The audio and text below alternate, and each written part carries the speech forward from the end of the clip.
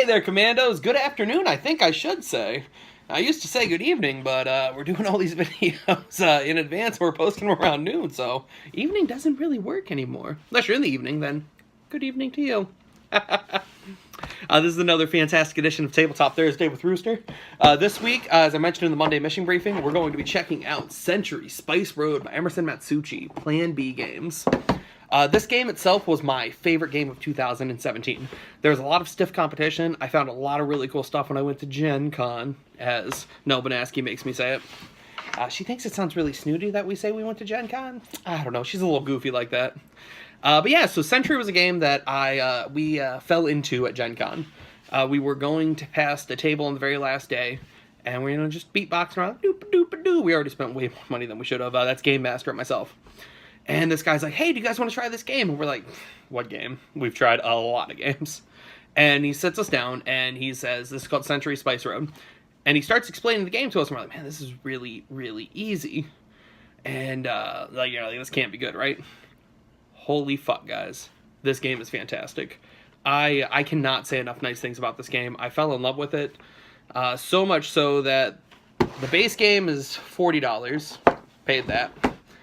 It doesn't come with a board. You don't need a board to play it, but it looks cool.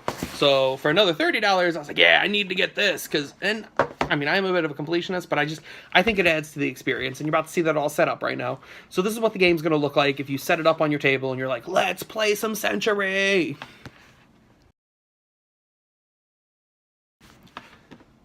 Alright guys, hopefully you liked what you saw there. As you could see, there was just the game set up, and then there was a couple pictures of the actual component pieces themselves. Now, the game breaks down, you're looking at it, you're like, oh, that doesn't look too bad, and it's really not. Now, some of the nicer components, you get these nice plastic bowls. They're supposed to resemble a little bit of texture on there. It's a little harder to see. Like wooden bowls that you would put the spice cubes in. There's 4 levels of spice cubes. Brown is the highest level. They're the most valuable. Green, second most valuable. Red, third most valuable.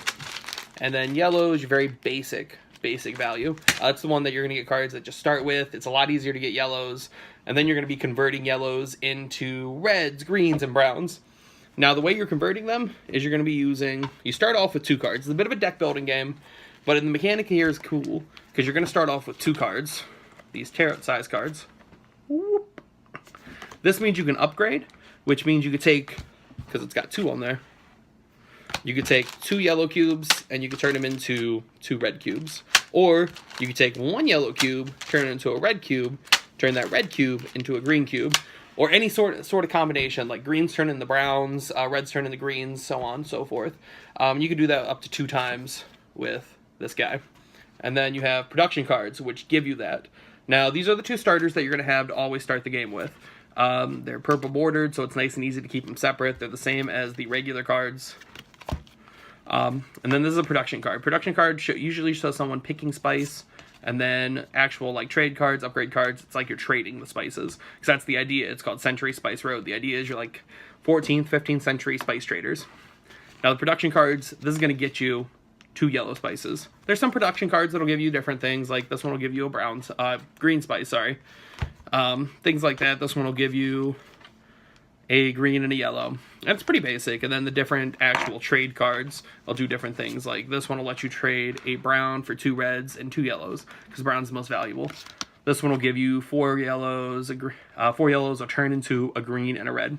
Now the cool thing I really like about these cards is that you see that you're turning that brown into 2 reds and 2 yellows. If you have 2 browns, you can get 4 reds and 4 yellows. So you can do it for as many times as you're able to. Now, there is a caveat to that. You're not just able to get a massive amount of spices. You have a caravan. And this is what your caravan card is. And then this guy also has... Sorry, I'm looking at the wrong card, guys. This is one I actually want to show you, just because it also designates... you randomly assign these based on how many people are playing. You'll always have this one in the randomly assigned, because this symbol right here, this little flower petal, that means that's going to be the first player. So, and it's a little harder to see on the phone. I'm going to try to get a better picture there for you guys, so give me just a minute.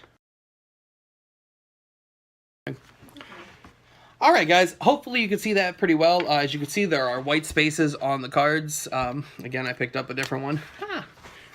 It doesn't really matter. And there's just, there's different artwork on there. It doesn't really matter what you have. It's just kind of the theme. That flower petal, like I said, designates who's going to be player 1. And you're going to have 10 different spice cubes on there. If you have 10 browns, that's really impressive. You could have, but it's any combination as long as it's just no more than 10. If somehow it would happen that you're going to get, you're going to have 11 spices, what you would do then is you pick which spice you want to get rid of. Normally you get rid of a yellow, maybe though you need that yellow for something. What would you need that yellow for something? Yeah, let me show you. The victory point cards, these orange back ones, the ones that were on the top row. Now these guys are going to have different cube amounts on the bottom, and they're going to have different point values depending on how easy it is to get them. Like this is 13, so that's kind of hard to get. That would be a combination of 3 different cubes. You're going to need 6 altogether. This would be a 21, but it's really hard to get because you need 5 of the brown cubes. Then there's some easier ones to get. These are all like really high. Here's one that's not too bad to get. This one's only 8 points. It's 3 reds and 2 yellows. So that's actually pretty simple to get. It's very attainable. And the way you get it is you just, on your turn, you're like, I'm going to declare this. And you just put those cubes back into the bowls. And you grab the victory point card from the top. Now, it's really cool. When you do that, everything's sliding to the left.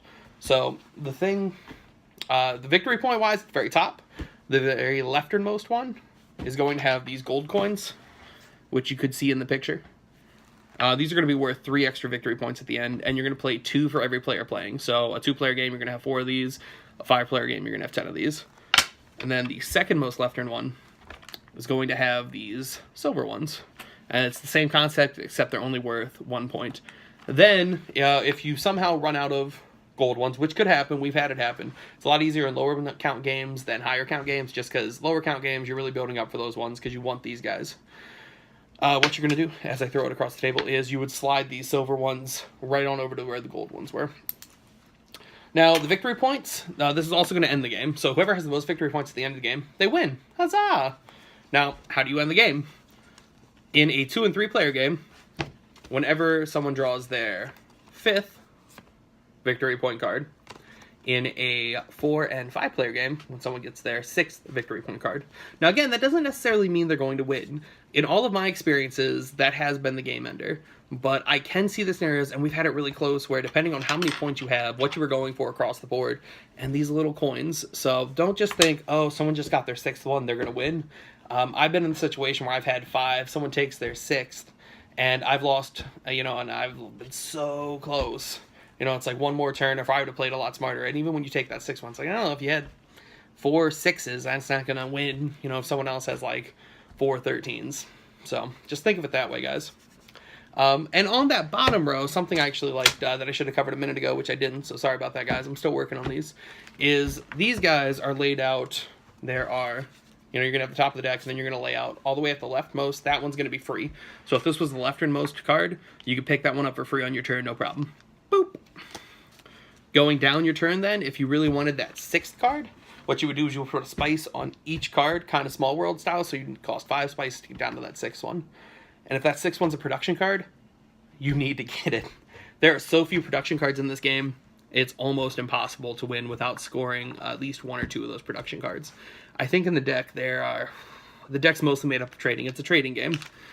But it's so much easier if you can get one of those production cards. Especially there's one in there that gives you like 4 yellows. You want that one. That's pretty much the basics of the rules. The way your turn would go is you would have your hand of cards. Let's just say on your turn you could either play one of your cards. Like I'd be like, I want to play this. I would convert the cubes. I could turn my cubes into a victory point card. I could pick up one of those production or trade cards, doing whatever it takes to get that card. Or my final action is when you pick up one of those cards, it goes straight to your hand. You don't have a deck that you're building that way. And then you're always working with however many cards you have in your hand. So, I mean, if somehow I picked up this many cards, which seems kind of crazy, but you start to build up a pretty massive deck by the end of the game. I would have all of those in play, and I could just play, and then I could take a turn, and I could pick up all the cards I played back into my hand. So your deck works more like a hand. So it's more of a hand-building game, I guess I could say. And that's the basics of Century Spice Road. It's really simple. It plays in, I think the longest game we've had play is maybe 35, 40 minutes. And once you get people that really know what they're doing, these turns can cook. And it's not a game that really encourages table talk. My group really likes to talk when we're playing.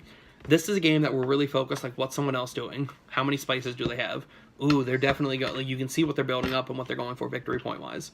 So you're like, I need to stop him before he gets that, or oh, she's going for that, so that means I need to go for this because her turn's before mine. Honestly, like I said, I really love this game. Something else I really like about it is that, and you can see it here, there are, you know, you've got Century Spice, Century Eastern Wonders, I believe is what they call the next one, and then we don't know what, I think it's going to be Century New World or something. Those are going to be the expansions, but they're also going to be standalone games. They're supposed to be one in 18 and one in 19, and they're going to work as standalones, or you can combine them into the Century Spice Road game. I don't know how that's going to work specifically, but I'm really excited. They just announced that they're going to be putting out the next one at Origins, which I didn't plan to go to Origins. Now I'm thinking about driving down there just to pick it up, because this is such a great game. So, obviously, I'm going to give this game easily a 9 out of 10. The biggest issue I have isn't with the game itself, it's a bit with the components.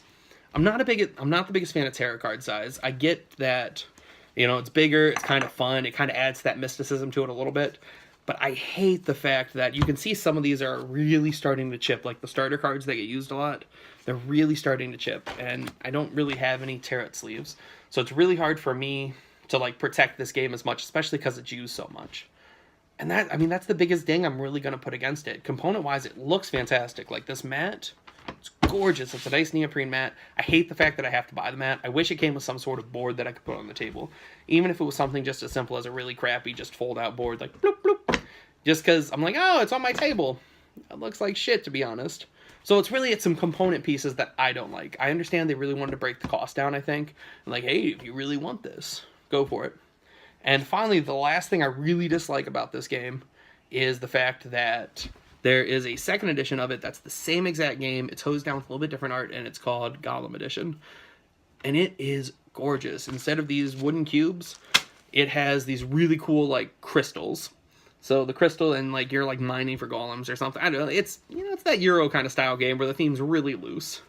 But it looks so much better than this edition of the game. It's got its own mat. It's got its own board. And it's the same price. Like, I can get on their website right now and buy it. The problem is, as far as we know, it's not going to be compatible with the next one. They're not going to do another edition for the next version. If they do, I honestly might break down, instead of having Spice Road, I might get the Golem first edition and then the Golem whatever the second edition would be. Just because I think it looks better.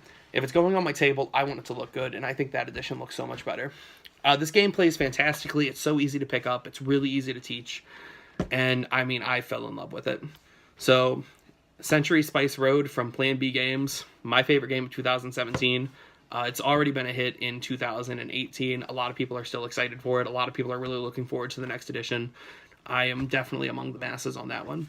So if you're looking for a fun game, it's going to be pretty quick. It's really lighthearted. It's not that heavy, like, just American-style minigame that you're playing right now. I highly recommend that you pick up Century Spice Road. And with that, guys, I'm going to close out this Tabletop Thursday. Make sure that if you like this video, you share it with your friends, you share it with your enemies, you share it with whoever you want to share it with, because the more views, the better. We're doing really good. We're tracking a lot more people coming across the Chrono Commando page, which is awesome. If you're on Facebook, hey, hit that like button. That'd be really cool. You're going to see more of our videos. If you're on YouTube, you can hit that subscribe button. Last count, we had 17. You could be number 18. Ha! Get all that YouTube money. But yeah, seriously, if you like this, just, you know, spread the word. That really helps us. We've done really well recently, and we'd like to see ourselves continue to grow. Thank you so much for watching this video. Thank you so much for hopefully liking and subscribing. And you guys have a great one. This is Rooster, signing out.